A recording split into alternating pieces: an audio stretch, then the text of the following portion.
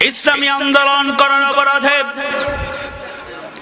একজন মেধাবী বিশ্ববিদ্যালয়ের ছাত্র ডান হাত কেটে ফেলা হলো, পঙ্গু করে দেয়া হলো, কোন পরীক্ষায় আর অংশগ্রহণ করতে পারবে না, বিশ্ববিদ্যালয়ের সার্টিফিকেট নিয়ে বিশ্ববিদ্যালয় থেকে বের হতে পারবে না।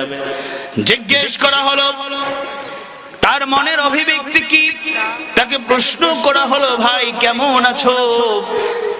ওই ব্যক্তি কথা শোনার পরে চোখের পানি ছেড়ে দিল।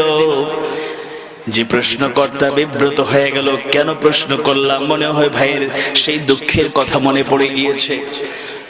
ডান হাত কেটে ফেলা হলো, স্বাভাবিক জীবন যাপন করতে পারবে না, বিশ্ববিদ্যালয়ের ক্যারিয়ারটা শেষ হয়ে গেল।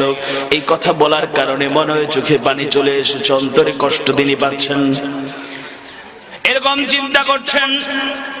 ওই মুজাহিদ তখন জবাব দাঁড়ায় দিলেন, ও ভাই, আমার চোখের পানি দেখে আপনি মনে করছেন আমি এই কথা বলবো? ডান হাতটা কেটে ফেলা হলো, আমার ক্যারিয়ারটা শেষ হয়ে গেল, বিশ্ববিদ্যালয় থেকে সার্টিফিকেট নিয়ে বাড়িতে ফিরতে হয়তো পারবো না।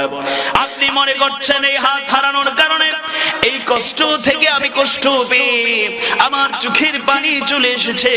ওয়াল্লাহি বিশ্বাস করুন আমার ভাই, আল্লাহর কসম করে বলি, আমি হাত কাটার কষ্ট থেকে আমি চোখের পানি আসে নাই, বড় আমার সেই কষ্ট আমার চোখের সামনে আমার সহযোদ্ধা মুজাহিদরা দিনের পথে চলতে গিয়া তাদের কোনো অপরাধ নাই, একটাই অপরাধ, আমার নাকামু মিনহুম ইল্লা আইয়ুমিনু বিল্লাহিল আজিজিল হামিদ।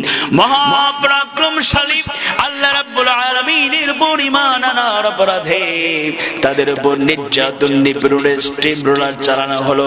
সেই মুজাহিদ জানায় দিলেন, ভাই চোখের পানি আমি আমার হাত হারানোর জন্য আমি ফেলছি না, বড় আমার চোখের সামনে আমার সহযোদ্ধা মুজাহিদদের দেখলাম আল্লাহর দ্বীনের পথে লড়াই করতে করতে জীবনটা দিয়া শহীদ হয়ে গেল, জীবন দিয়া দিল।